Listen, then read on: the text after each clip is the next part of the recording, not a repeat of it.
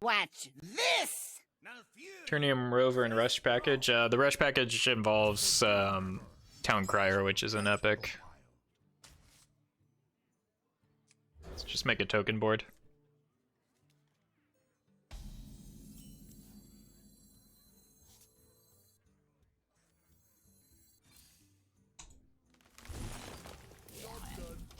Yeah, 1700 dust isn't that expensive. It's just it's easier to have like a clear set of defined rules than it is like a, I don't know, maybe a dust budget is probably a better way to go about it. I wonder. I would really like this to be Mark of the Lotus instead, but what are you gonna do? Eesh. Well, that's probably an L. That's gonna be tough to come back from.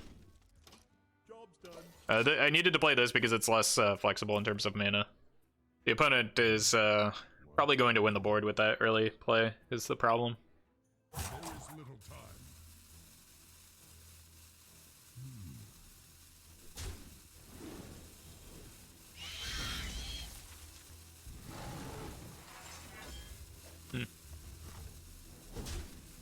This is manageable.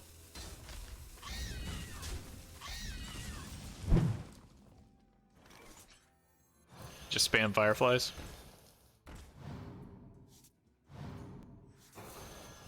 Take that trade before it gets buffed with Cold Light Seer. Budget aggro's I mean, it's much better than like budget control decks because at least you have a clearly defined win condition. Do I have to Savage Roar to clear this? That feels kind of gross. No, I'm not doing that. Just gonna let that Finley live. Probably gonna trade here. We can Savage Roar next turn. Yeah, for the purposes of this exercise at least, budget is no legendaries, no epics. So typically they have the crafting cost comparable to a single legendary. Okay. At least there's no angler here. I'm not sure what I guess that makes sense as the play from the opponent's perspective.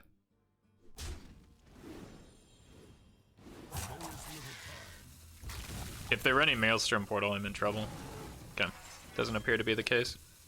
I think it still might be a clear with Savage Roar. It really depends on what I draw, though. Nope. I should refill my hand instead.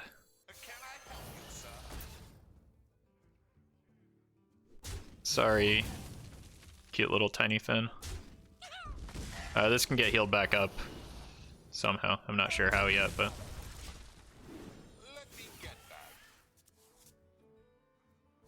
Finja is probably what the opponent wants. That's not Finja. Still reasonably good. But basically the goal of the budget decks is to give new players something that they can do to make Wild accessible, to get their quests completed. Any restriction is going to be arbitrary. That's incredible. Seems like a good card for the opponent that I now have to kill, and it's awkward to do so. What shall we hunt? Because I don't get to play the egg anymore. For the wild. Like, I just can't let that live.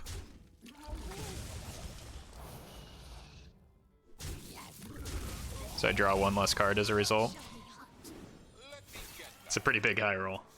Fortunately, this 1/1 isn't lining up very well into all these 1/2s. And we just need to, like, continue dumping our hand, look for an opportunity to make good use of the Savage Roar.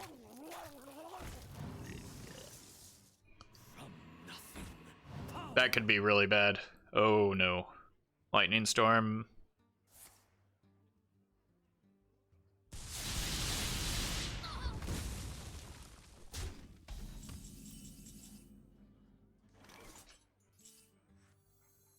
We will devour this For the wild.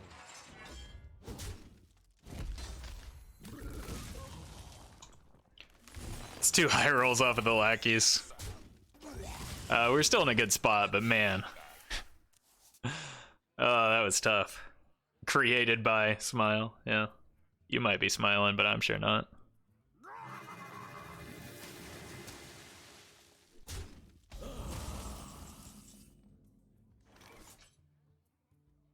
So it's 4 on board plus 12, not quite lethal. So it's 4, 9 on board. Yeah, it's lethal, right? 9 plus 6 is 21, or plus 6 times 2 is 21, plus the hero power is 22. Easy game.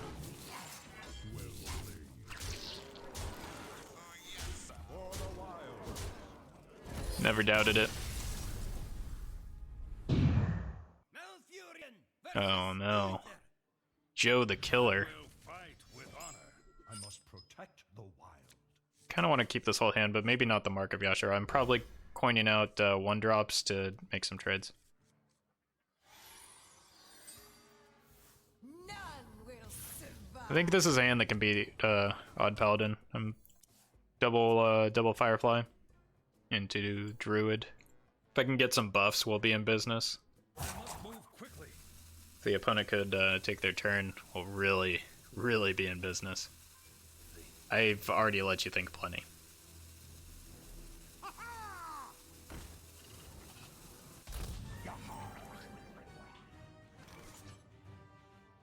So I could still just coin this out because it soaks up a fair amount of damage. It doesn't just like die to the Firefly. I think I coin out 2 though.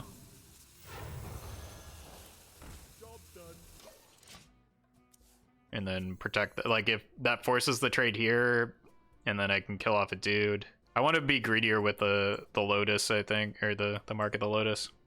I might even go double Firefly again, depending on where these trades line up. Like you literally have 1 turn, you're always hero powering, right? I think actually I want to go Druid of the Swarm here.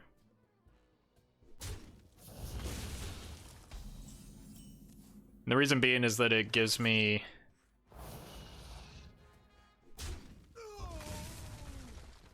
the ability to protect. Do I care about this Firefly? It still goes 2 for 1, right? Time waits for no one. I changed my mind. I like this. I like making a dude killer. Opponent like can't kill this egg very easily. Best draw is either another 1-drop or now this egg dies kind of easily, but it's not a card that you play around.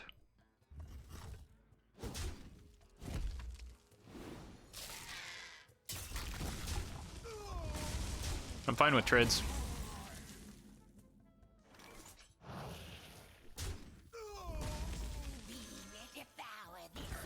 And I still get to retain the Lotus, we're fine. Opponent is really struggling with this deck. I mean, it's a difficult deck. Sometimes you press a button, sometimes you don't. I'm just kidding, you always press the button. I think we're at a pretty big advantage right now, though, because this is not a muster for battle. We would have been in a lot worse spot if that were a muster instead of, like, even though it's a pretty good maul, for that situation, it wasn't a muster for battle. So fewer minions on board means we're in a better spot.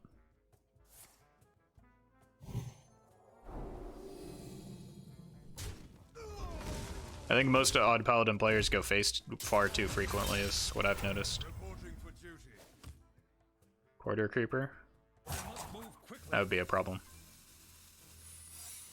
Never surrender.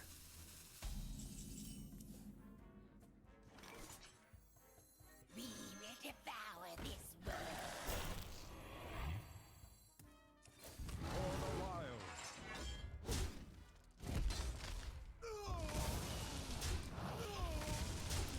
Job's done.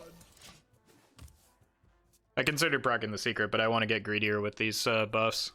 Turns out if you have infinite minions, it's pretty often correct to trade them. Yeah, that's what, like, I think a lot of times people, because it's capable of being aggressive, people miscategorize it as an aggro deck. It's not. It's an aggressive mid-range deck, and it has a lot of longevity that people don't take advantage of.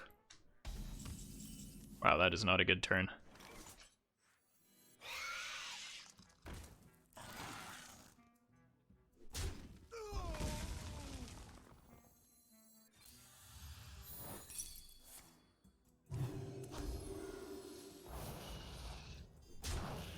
Just keep taking it slow. If we can keep the opponent off the board, it's GG here once we draw like a Savage Roar. Like, I've just got a massive set of buffs. I don't think there's any punish for Back to your homes. taking it slow. Reporting for duty. Reporting for duty. That can be a problem. But it won't be.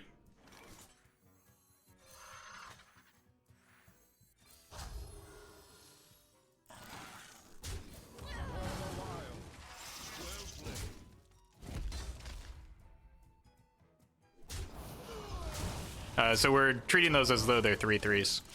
Cue the YouTube comments telling me that I trade too frequently, but those are 3/3s, and if I can trade into a 3/3 and keep my minion on the board, we win. So Roffle trades too frequently. Yeah, that's true. Yeah, you read YouTube. Oh my god, this opponent plays Ironbeak Owl too frequently. Reporting for duty. No, that is correct. I know it's correct. Quartermaster would absolutely have been backbreaking in that situation. Do I want the card or do I want the hero power? I think I want the hero power. So that I can make more value trades. Oh, it feels so good, chat. There, the breakpoint doesn't matter anymore. Because this is at 4 health instead of 3, so we just go face.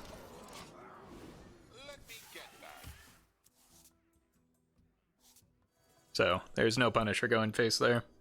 Let me think. That's a good card.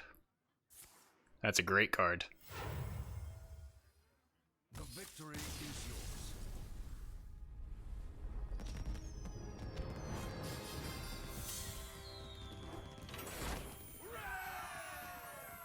yours. Alright, Aggro Druid. I must protect the wild. Full keep? The only card I'm not sure about is the Mark of the Ishar. I think I keep this whole hand though. It looks pretty good either on the Dragon Egg or the Druid of the Swarm, depending on what I need. Wow, that is very bad news for the opponent here. Nature's blessings upon you.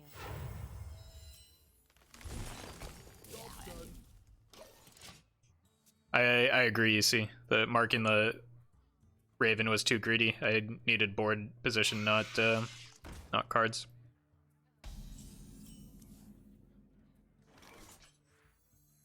We will devour this I can deal with that next turn, and I can deal with it really well with the Blessing of the Ancients.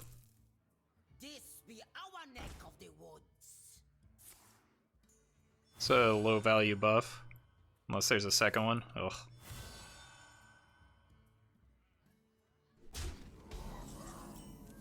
Yeah, that probably changes my play here, right?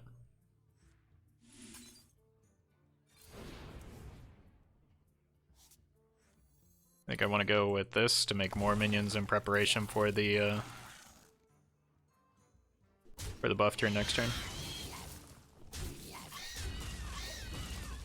Maybe I didn't need to clear there. Opponent was out of resources, but it seemed kind of important.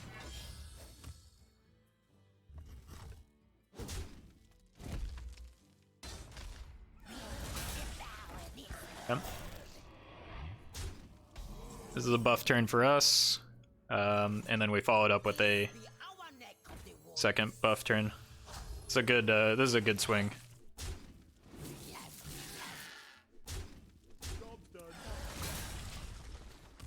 I think this puts us pretty far ahead. Man, I really slept on Blessing of the Ancients in this deck. Ooh. That's bad news. Yeah, the opponent going face here is losing the game for them, I think. I can go face. I can kill the Acornbearer and go face. But I've also, like, earned that right?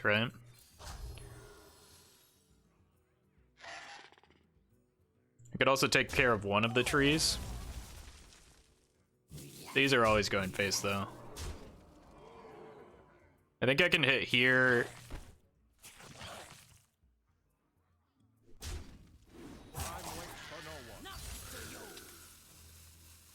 I don't want to give Savage Roar or Blessing of Ancients. I think I'd just go face with that. I feel like a Power of the Wild would have come down if there was already one in hand. Maybe not, because I was able to do a good job of ripping apart the board. There's no more Mark of the Lotus, right? Yeah. Okay.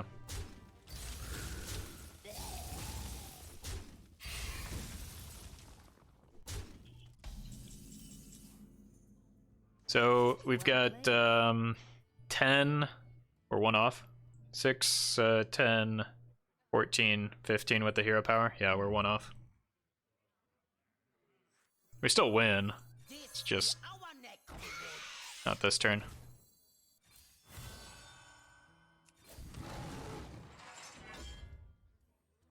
For the wilds.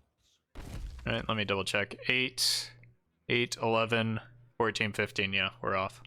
For the wilds.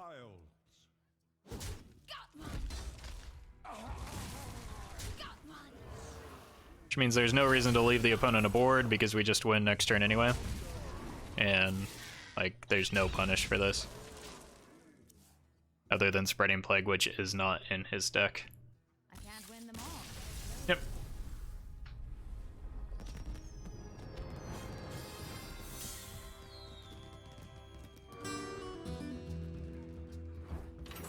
Well, we were able to keep pace with the version running Patches, which, like, Patches is probably more important for this deck than Sir Finley. Sir Finley's great, but Patches really makes a pretty big difference.